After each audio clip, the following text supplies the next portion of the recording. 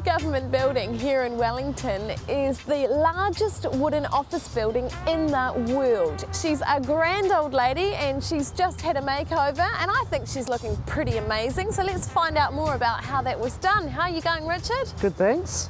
What a big task. How on earth did you go about it? Well, it was a mammoth task, really. It took 5 months, some 3,000 litres of paint, and we actually covered from the fence outside right up to the coat of arms you see on the top there. Including 6.5 kilometres of bird-proof netting around the outside to stop the birds from pooing on the paint.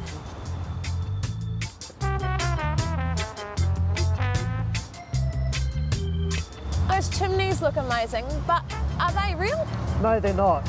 They were replaced in 1996 when the building was restored to give it a look of when the building was original. They're actually made of fibrous cement and polystyrene.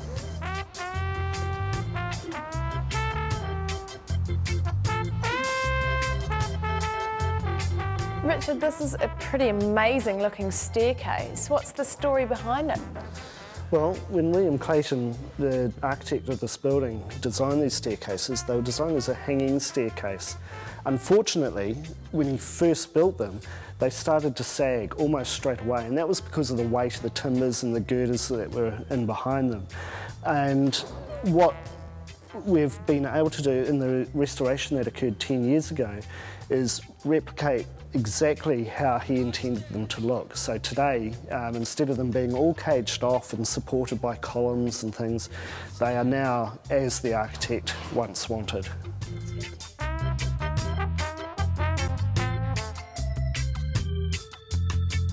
This is one of the 8 stone secure units in the building that were designed so that the correspondence that all government officials wrote on the day was stored in a safe, secure, fireproof environment. Wow. So there are 4 of these on each side of the building, and strangely enough, because of the sheer size of the brick and concrete surroundings that this vault has, it's given the building its own earthquake strengthening properties.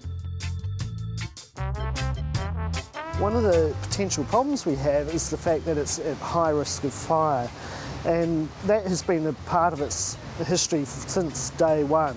In fact, this building had the very first smoke-free policy in the world. In 1876, when the first workers came in, they weren't allowed to smoke inside. Pre-1996, when the building was fully restored, these panels were coated in 6 or 7 layers of paint, and they were tediously scraped back to the bare finish that you see today. That uncovered a lot of little secrets and that around the building, and we have these little stencils. They restored 2, and then they've been replicated around the room as they once would have been.